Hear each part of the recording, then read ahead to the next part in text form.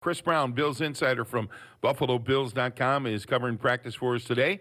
Outside in the grass field where there was a little bit of rain earlier on. You getting wet out there, Chris? What do you got? Yeah, it's a little misty out here today. I'm just trying to keep my eye on Josh because he is participating right now in the individual drill work that Coach McDermott alluded to that he would be participating in. And this is kind of an important thing with respect to the return to participation protocol. There's a 5-step league protocol that we've talked about before on the show. And this is what would be classified, which I just tweeted, as non-contact football activities. These are football-specific activities. Josh is throwing the ball with the other quarterbacks on the far field behind me here. And he's going through some footwork drills as well, stepping over bags. After they broke stretch, he sprinted over to that field. So where this would put him is in stage 4 of the 5-step return to participation protocol. So the only step that he has to get to by the end of the week is full medical clearance, not only by the team physician, but by an independent neurological consultant. So this is, I would say, it's probably safe to say, an encouraging sign. Now, how long he stays in stage 4 is the tricky part here, guys, because as we remember, Mitch Morse, coming out of training camp, was in stage 4 of the concussion protocol for upwards of a week and a half before he finally cleared that final stage and got full medical clearance. So there is no timetable in any of these steps here, guys. But right now he is in step 4, so knowing he's only 3 days removed from that hit on Sunday, it's certainly an encouraging sign. Yeah, and what it comes down to is what happens after this workout. He can certainly go out and having suffered from concussions and seen guys and talked to guys as teammates and then covering the league. You know, these guys will go out there and it feels okay to go out there and practice. They can do it, but what it comes down to is how that affects them tomorrow, tonight. And when they get reevaluated, it's all the effects of this work that this work has on them in the next 24 hours. Yeah, so he'll come in tomorrow morning, and he'll be taking a test that'll measure his brain activity, which will basically compare that to what his baseline test is. And if symptoms return, well, then they got to back him off. So that's kind of how it goes. And, here's a perfect example. Pat DeMarco, who's also in the concussion protocol, is not participating in any non-contact football-related activities. But he was over here a moment ago on the stationary bike. So that would put him in step 3 of the return to participation protocol, which is aerobic exercise and strength training.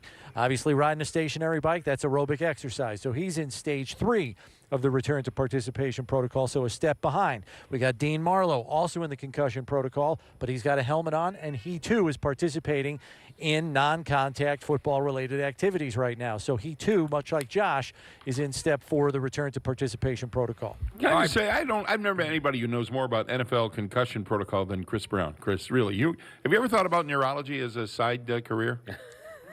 Absolutely not. I mean, I did okay in science in school, but yeah, that's not my bag for sure. All right, here is your bag. All right, what happens if Pat DeMarco's out? What's the running back situation look like?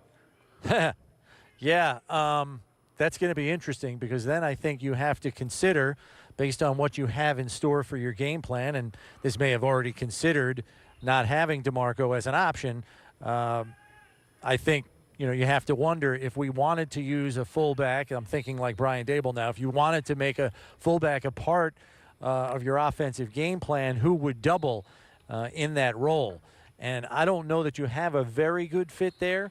I think Lee Smith is more of an inline guy, not a move blocker.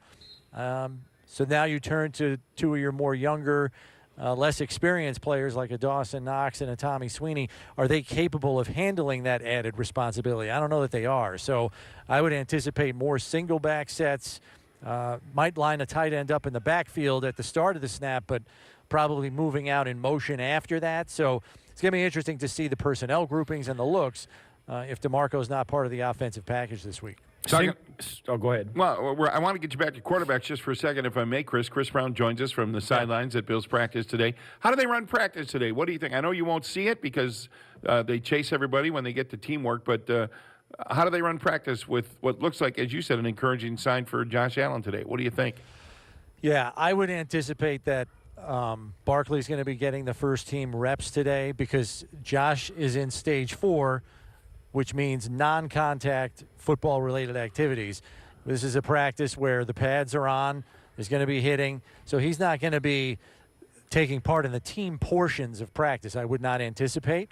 So that means that Barkley, in all likelihood, will get the first team reps, and then Josh will sit back, behind the play and take the mental reps, as they say, and work that way. I think that's probably how it's going to have to go today. Well, what do you think? What's the chances of Devin Singletary being ready for this game? We thought he was close this last week, and now he's still limited in his ability to practice. Yeah, I mean, he's going to be a limited participant today. I wonder if the wet practice field is playing a part in that. I think we all know when you have a wet practice field, it's going to alter the footing, things like that, and I don't think they want to take any unnecessary risk, knowing that he was close to dressing and playing in last week's game. That's from Coach himself on Monday. That's what he said on Monday, that Devin was close to returning to play. So I think they want to take all necessary precautions this week, especially if you have to start your backup quarterback. It would only help him if you have your full complement of running backs. And obviously, I think we all know in the short time that we've seen Devin on the field that he adds an extra element and a sense of diversity to the Bills' running game. So I think they'd rather have him than not have him, especially knowing the up-in-the-air nature of their quarterback right now. So I'm encouraged, that he's still out here and practicing. Whether he gets up to full practice status by tomorrow or Friday, we'll just have to wait and see. Well, the question is this. If Devin Singletary is not ready to go Sunday, they've got T.J. Yeldon, Frank Gore, and no Pat DeMarco possibly. That is not really an optimal situation going into an NFL game. Yeah, no, you're right about that. And, they have a running back on the practice squad in Byron Marshall, who they could call up. He's been here for about 3 weeks now. So that's an option. Truthfully, guys, I think he's going to play on Sunday. I think he was really close last week, and I think they said, look, let's just take another week. Let's make sure he's really ready to go. And I think if he comes through this practice week well and is a full participant even as late as Friday, I think he gets the green light on Sunday. I would anticipate that.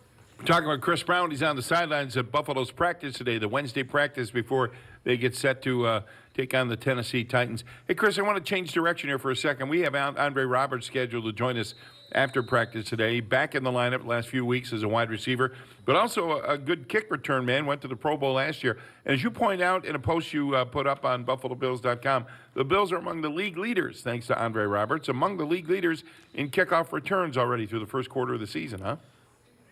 Yeah, I mean, I thought he made an impact in yesterday's game or in Sunday's game when they actually did kick to him. There were a couple of instances where they made a point of kicking the ball out of bounds and not even allowing him the opportunity to return on punts. But you're mentioning the kick return stat. Yes, now third in the league in kick return average, thanks to his 3 returns last week, which averaged over 31 yards a return. He is going to add a dynamic to that phase of the game, and that's going to be important, especially for field position, for an offense that still needs to find its rhythm and its consistency. So if you can give them a shorter field, I still remember Steve, several years ago, this might even go back to when I was interviewing him when he was still a player, but Steve used to always say, if you can average 10 yards on a punt return, that's one less first down that your offense has to get. And that's valuable. It might not seem like much, but that is really, really valuable and increases your percentage of finishing your drive with points. And I can't remember the percentage increase, but I know it's over 15%. I'll have to look it up again and see if it's changed over the years. But the last time I looked it up, it increased your chances of finishing a drive with points by more than 15% if your punt returner can average 10 yards or more. Yeah, and if you look at the team, the difference in the Bills' net punt and their opponent's net punt, opponents are net punting 42.8, almost 43 yards. The Bills only less than 32. That's a first down difference every time the two teams trade punts. It's a big difference that stacks up over the course of a game, and the Bills have got to do better in that, and Andre Roberts is doing his part anyway. And this week they've got another good punter that they're facing in Brett Kern, who's done a pretty good job so far, too. I believe his net's over 41 right now. He's only about 10th or 11th in the league, but anything over 40 these days is pretty good net punting. It's just a situation now where the the very good punters have become great punters. And so the top of the league, you're looking at like 43, 44 net, which 10 years ago was an unheard of number. 40 was considered elite for net. Now it's about 43 to 44, thanks to people like Hecker out in L.A. and a couple others. Hey, Chris, on the topic of wide receivers, want to ask you about Robert Foster, inactive last Sunday. He was questionable going into the game with a groin. I still think this guy has something to offer Buffalo's passing game, even though he's had an extremely quiet first quarter of the season.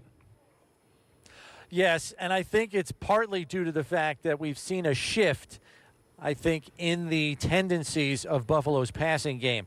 I think the Bills knew last season that they didn't really have a whole lot to work with in the short to intermediate game for two reasons: the personnel that they had and the accuracy of a rookie quarterback.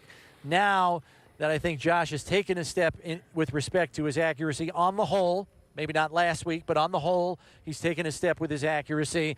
And the fact that you have more reliable short to intermediate receivers, Brown and Beasley chiefly, I think there's more of a leaning towards the higher percentage throws, which I think reduces the necessity of having Robert Foster out on the field a lot. Now, that's not to say there's going to be a given game week where the Bills believe they can take advantage of, an opposing secondary and use Robert more often in a certain game plan. But week to week, I don't know that you're going to see him on the field as much because of the direction that they've taken this passing game. Yeah, one of the guys, too, that just got one snap offensively was Isaiah Mackenzie last week. What do you see as his, was just a game plan thing, or do you see a trend there? Yep. No, I think the reason you saw Mackenzie used as much as he was in week 2 against the Giants and in week 3 against the Bengals is because they were playing defenses that were slow at the second level. And so I believe Mackenzie becomes a weapon there to use to outflank defenses, whether it's the jet sweeps or the end arounds, whatever you want to call those plays, or even quick slip screens on the outside. That's a guy that can get away from people when you're playing against what you see on film as a quote-unquote slower defense. The Patriots are not that. And so I think that's why we saw him used less last week. This Titans defense at the second level, they're pretty good. So it's going to be interesting to see what Brian Daboll believes is worth dialing up, not only in terms of play calls, but in terms of personnel usage, like a guy like Mackenzie. All right, we got to get you out of the rain. Are you getting wet out there, Chris? I'm worried. The rain is steadier now than it was when we first got out here. It was just misting. Now I would call this a steady rain at this point. I'm no Jim Cantori, but I think I'm safe in describing it that way. Thanks, Chris. Thanks, Chris.